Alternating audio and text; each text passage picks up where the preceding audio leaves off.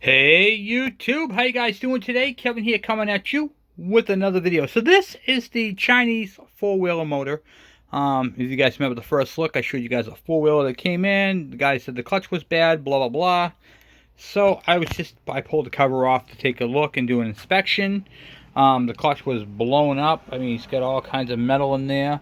There's a special tool that I had to use to remove the center bolt, which is this one right here. And you can buy these right online, right on eBay. So these things are always available. This is the Honda clutch removal tool, and it's for the bolt that goes right here on the crank to take that off. And it's also used on the CB 350s and all those 360s and what have you. So it comes with both sizes. Always get the tool with the both sizes. Don't just get the one with the one that you need. Always get both sizes, because you never know if you pick up a bike down the road. So upon inspection, after removing all that, I noticed that there's some wear marks right here, and this bolt up here is all chewed up from this right here spin. You can see the groove lines all the way around it. And this right here mounts, where is it? Put it on there, okay. And then the clutch fits right here. And as the crankshaft spins, it spins the clutch and then engages this right here, and this right here drives the bike. But if you look, see, I can touch it, and that's because this whole gear can move back and forth. So this shaft right here moves up and down. You can see how bad it is. And the reason for this video is because on my last video I showed you guys what the sound of a crank bearing looks like bad. Now these are what the crank bearings look like right here. They're ball bearings right there, and they just rotate. This one's nice and solid, so that's a good one. But what do they look like when they're bad? Well, I haven't had a bad one to show you, but this roller bearing right here is the same as this one, just a little bit smaller. And I can show you what they look like when they're bad. See this big round piece right here? That's called a race. And then the outer one right here is the outer race. And the balls fall in those channels called a race. So when you go down and up like this, you can see how bad the bearings are. That shouldn't happen. And same thing on the other side. So on my Suzuki, that's what's happening. The bearings are just growling. They're going, all over the place like that. And when you push down on this, there's going to become a gap on the seal up top. So that's why I have to do the crank bearings on the Suzuki DS. But this is a transmission bearing right here. This thing is shot. The shifter lever that goes through the other side. This is the inner part right here that shifts. Oh, actually it goes this way. Goes in here and shifts. Is sheared right clear off. So I was doing the taking the bike apart and checking it all out. Even the bolt is loose. I didn't even loosen this. This was already loose for the shifter cam. I'm gonna pull that apart. Got flies and stuff in here. So hot out, guys. But you can feel it wants to spring up. Okay, there we go. Shift lever there. There are 2 pins. Make sure you don't put them in 180 degrees out. This whole thing has to come off, but anyway, this shifter right here will pull out, and then the whole shaft will slide out. And we're gonna have to split the case on this right here, so I just wanted to do a video and show you guys what it looks like. So I'm gonna go ahead and start pulling apart the top end of the engine and see what I can get split on this, because I have to split the case, but I'm not doing that today. But I am going to start tearing apart the head. So I figured I'd take you guys on that road, on that adventure with me. So let's get you guys in the stand and let's get crack-a-lackin'. But before I do, please hit that subscribe button and the bell icon, so when I post a video, you guys get it. Alright, so I want to talk to you guys about what happened with this first off. This bike was clearly abused. And what causes this? Kevin, what causes this? So what people like to do is they get the bike on the dirt. And this is an automatic, okay, automatic clutch. So what they'll do, and it's like a kind of like a semi-automatic, I guess you will. So what they do is they rev up the engine. Wah! And then they take their foot and just bam, drop it right in the gear. And what that does is it causes the rear tires to spin like crazy, and they get such a kick out of this, and they do donuts and stuff with it. And like, oh yeah, I've done this a bazillion times. These engines are not designed for that.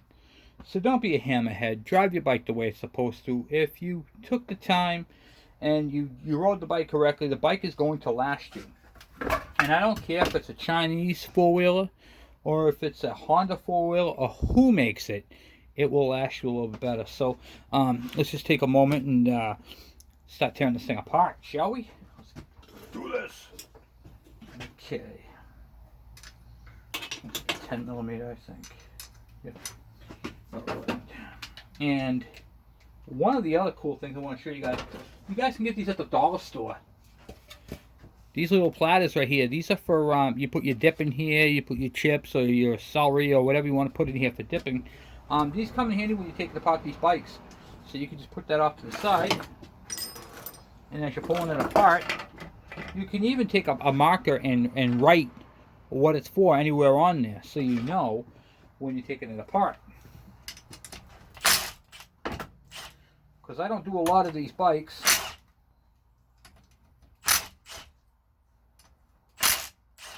And to be honest with you, this bike right here ain't really worth doing to. But if for some good videos, some good education, and someone at home is going to want to do this, they can. So,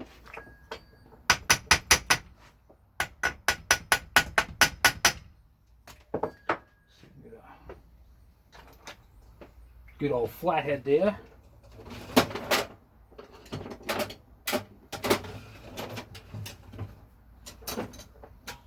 Pull that cover off.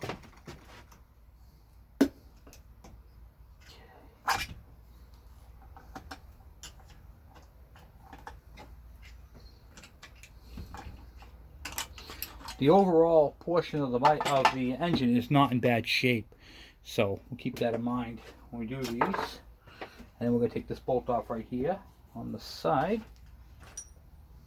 Oh, that's also a 10, it looks like. And that bolt goes straight clear through to the other side to take off this cover for the cam.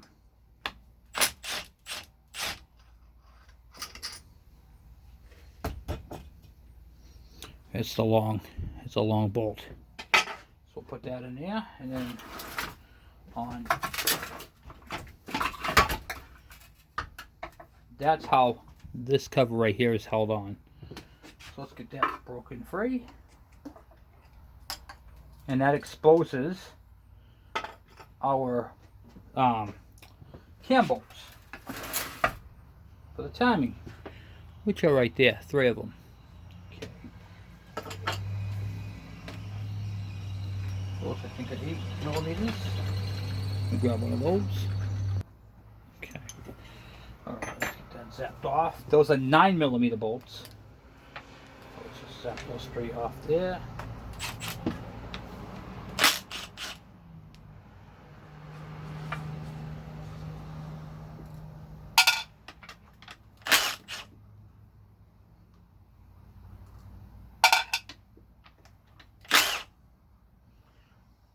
This right here releases the cam tensioner, not the cam tensioner, but the cam drive gear right there. We'll get that, so it drops down in, just like so.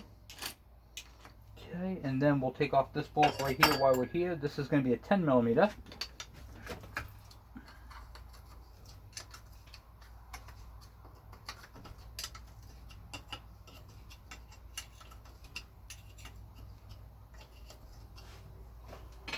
After you get a few turns, you can get it with a screwdriver.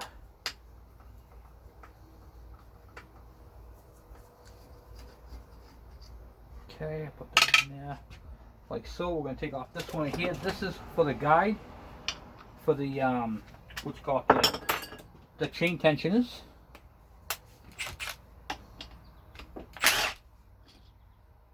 Okay, so plug. That's a pivot point for the guides. And then we got one more 10 millimeter down here.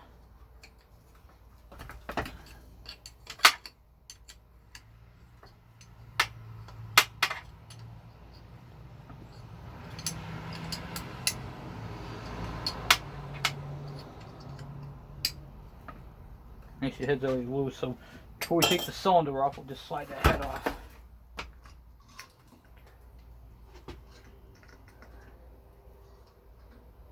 Nice.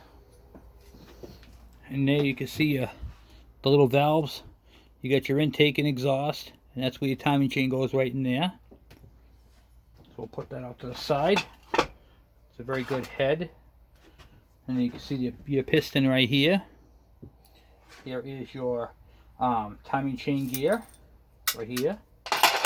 And then in here you have that idler that we just took the bolt out of. If we can get that out, it kind of rolls back a little bit. Has a tendency to do that. Let's see.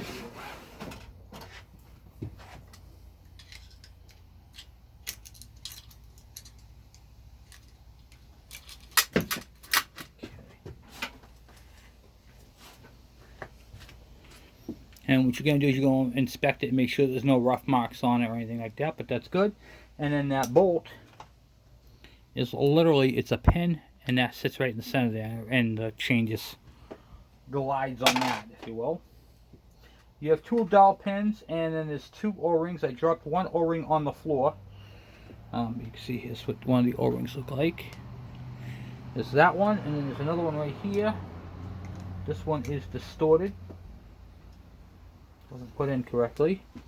This is the oil return. So down bottom here, when the oil fills up inside the top of the head and it drains back down, that's where it drains down to. Okay, there's a couple of dowels. And I believe to get this off, it's just that 10mm left. And then we'll be able to expose the piston.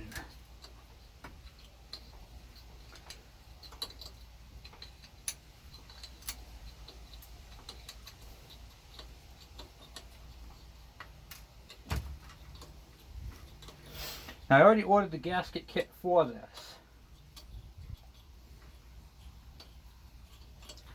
So, splitting the case will be fun. Okay, so I took the bolt out there, and I want you guys to note that they are the same length as one another. So, your top bolt that holds your head on, and your bottom bolt that holds your cylinder on are in fact the same. Alright, so I'm going to try to gently pry this out if we can. Make sure there's nothing else holding it. Nothing else looks like it's holding it. So it looks like we are good to go. Alright. Let me use my glass.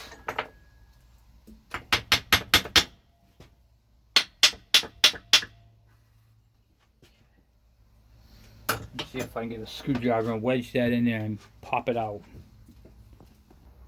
Okay, so I put it up and back here, just a regular flathead screwdriver.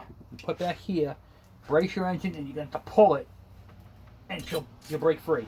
Okay, then after you get it broken free, and I highly recommend, I didn't do it on this one because this is just a junk engine, but you want to clean off all your debris before you pull this apart.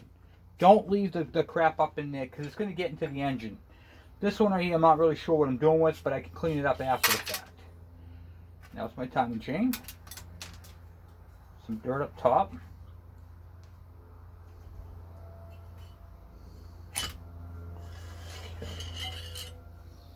And my cylinder actually looks phenomenal. So I got a really good cylinder here. So that's a bonus. Here is the piston. And before we go any further, we're going to pull that piston off so we don't damage the rings or damage anything. And don't forget your dowel pins. Always slide your dowels out. Yep, okay, perfect. Okay, to take the piston out, there's a little circlip, they call it. You can see that right there. And there's one on each side of the piston.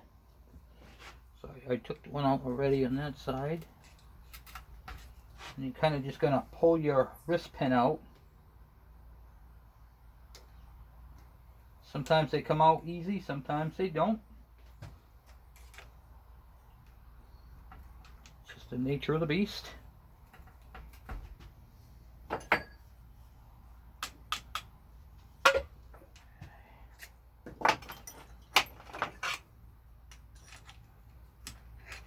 Okay.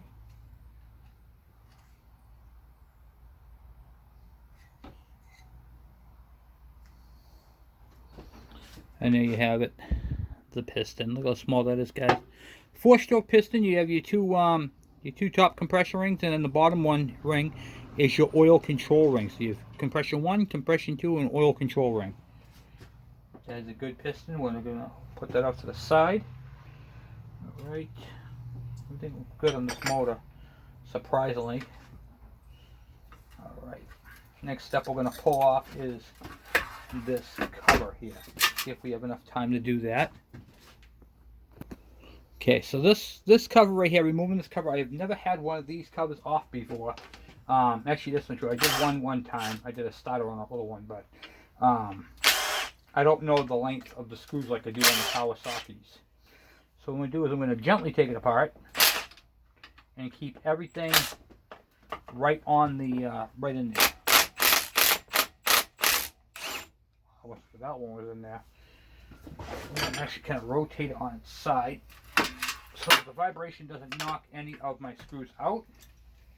I don't know if you guys can see that or not. Yeah, you can. Good. Good. Now take this last screw here. This is the magneto side, right here where all the magic of the charging is done. Same thing, gonna put a screwdriver underneath there and pry it up, see if we can get this off, and I'm gonna leave it on its side. This one's gonna be a little hard because you got magnetic pull on it. You're trying to overcome the magnet.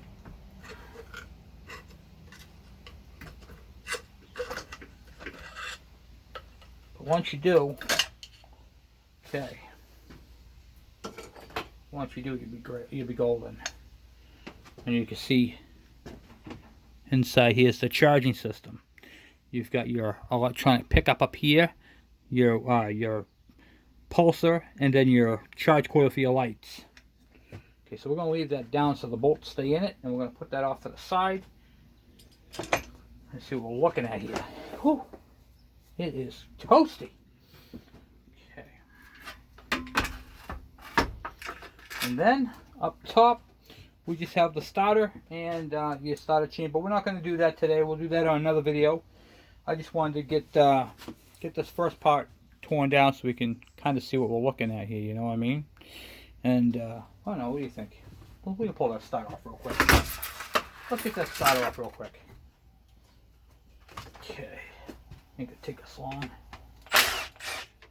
You guys can see what I'm doing here. Yeah, okay, taking off the bolts here.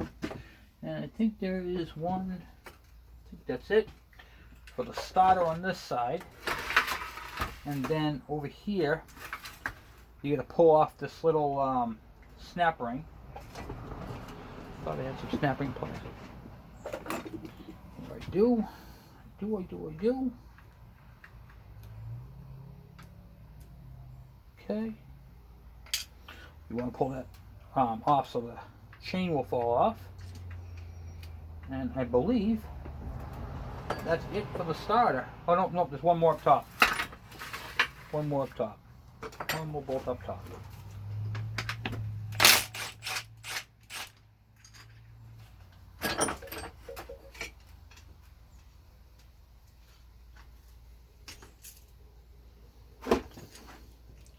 And that, my friends, is the starter. We're going to bench test this starter too at some point. Make sure, see if it's even any good.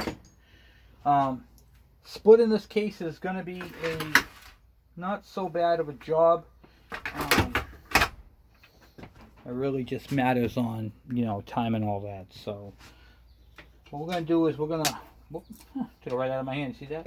I'm probably going to get this out of the way real quick.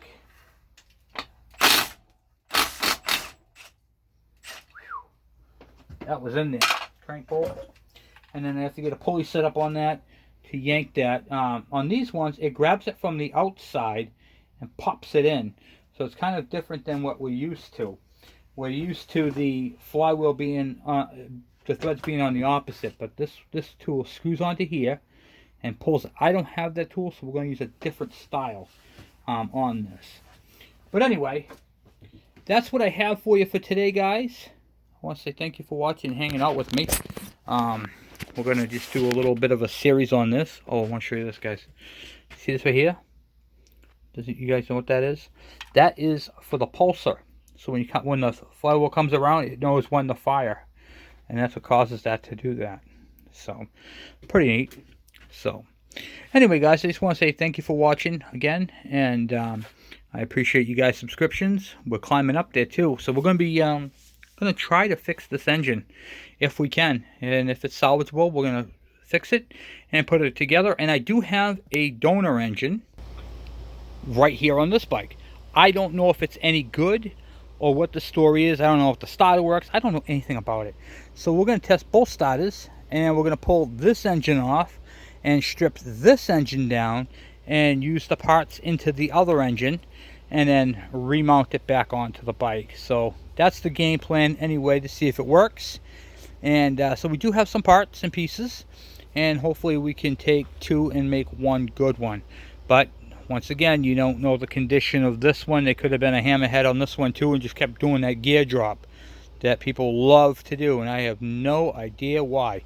But anyway, I just want to say once again, thank you for watching, thank you for subscribing, and I will talk to you guys later. I'm out.